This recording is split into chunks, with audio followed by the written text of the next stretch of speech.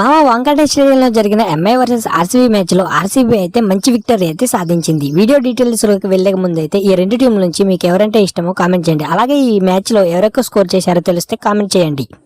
అయితే ఈ మ్యాచ్ లో ముంబై అయితే టాస్ గెలవడం జరిగింది. అలాగే బౌలింగ్ కూడా ఎంచుకోవడం జరిగింది. అయితే ఆర్సీబీ నుంచి Phil Salt and Virat Kohli అయితే ఓపెనింగ్ చేశారు. అయితే వీరిద్దరి నుంచి అయితే మంచి ఓపెనింగ్ అయితే వచ్చింది. ఆర్సీబీకి అయితే ఆ పవర్ ప్లేలో భారీ స్కోర్ రావడం కూడా జరిగింది. అయితే ముంబై ఇండియన్స్ లో ఐపీఎల్లోనే టాప్ బౌలర్స్ అయితే ఉన్నారు. కానీ ఆర్సీబీ ప్లేయర్స్ అయితే ఎవరికైతే రెస్పెక్ట్ కూడా ఇవ్వకుండా కొట్టడం అయితే జరిగింది. ముంబై ఇండియన్స్ నుంచి ఎవరు బౌలింగ్ చేసినా కూడా 4లు 6లు అయితే భారీగా వచ్చాయి. అయితే ఆర్సీబీ టీం నుంచి విరాట్ కోహ్లీ అయితే హాఫ్ సెంచరీ చేశాడు. ఇంకా ఫిల్ సాల్ట్ అయితే కేవలం 36 బాల్స్లోనే 77 చేసి 6 4 6 సిక్సెస్ కొట్టి ఆర్సీబీ టీంకి అయితే మంచి ఓపెనింగ్ అయితే అందించడం అయితే జరిగింది. అలాగే వన్డౌన్లో వచ్చిన కెప్టెన్ రజత్ పటిదార్ కూడా చాలా మంచి నాకైతే ఆడాడు. కేవలం 20 బాల్స్లోనే 53 రన్స్ చేసి కెప్టెన్స్ నాకైతే ఆడడం అయితే జరిగింది. ఇంకా ఆర్సీబీ బ్యాటర్ టిమ్ డేవిడ్ కూడా కేవలం 16 బాల్స్లోనే 37 రన్స్ అయితే కొట్టడం జరిగింది. ఆర్సీబీ అయితే ముంబై బౌలర్స్ ని ఊచకొత్త కోయడం అయితే జరిగింది. రప్ప ఆడించారు.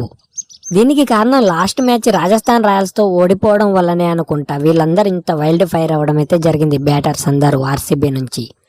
అయితే ఈ మ్యాచ్ మొత్తం మీద ఆర్సీబీ టీం అయితే 250 స్కోర్ చేసి ముంబై ఇండియన్స్ కి అయితే ఒక భారీ లక్ష్యాన్ని అయితే టార్గెట్ గా ఇచ్చింది.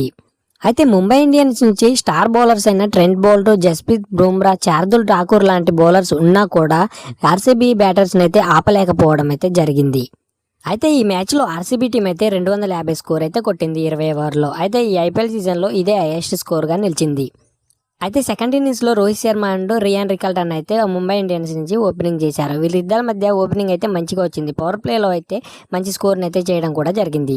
అయితే తర్వాత అయితే రోహిత్ శర్మ అయితే రిటైర్డ్ హట్ అయితే తీసుకున్నాడు. తర్వాత కొద్దిసేపటికి రియాన్ రికల్టన్ అయితే సుయాష్ శర్మ చేతిలో అయితే క్యాచ్ అవుట్ అవ్వడం అయితే జరిగింది. తర్వాత అయితే వన్డౌన్లో వచ్చిన తిలక్ వర్మ అయితే 2 బాల్స్కి అవుట్ అయిపోయాడు. ఇదైతే ముంబై ఇండియన్స్కి చాలా బాధాకరమైన విషయం. తర్వాత అయితే సూర్యకుమార్ యాదవ్, హార్దిక్ పాండ్యా ఇద్దరు కలిసి మంచి ఇన్నింగ్స్ అయితే ఆడారు.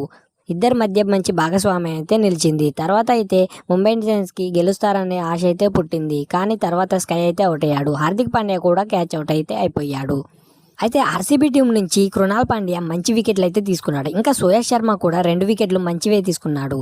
అందుకే ఆర్సీబీ విన్ అవడానికైతే చాలా మంచి అవకాశం అయితే వచ్చింది. తర్వాత అయితే ఎంఐ నుంచి రూథర్ఫోర్డ్ అయితే బ్యాటింగ్కి దిగాడు. రూథర్ఫోర్డ్ అయితే ఎంఐ టీం నుంచి మంచి నాక్ ఆడడం జరిగింది. 9 సిక్సెస్ అయితే కొట్టాడు. రూథర్ఫోర్డ్ అయితే 200 స్ట్రైక్ రేట్తో ఆడాడు. కేవలం 30 బాల్స్లోనే 77 రన్స్ చేసి ముంబైకి అయితే మంచి నాకైతే ఆడడం జరిగింది. ఆర్సీబీ టీం ఎంఐపై 18 రన్నుల తేడాతో అయితే ఘన విజయం సాధించింది.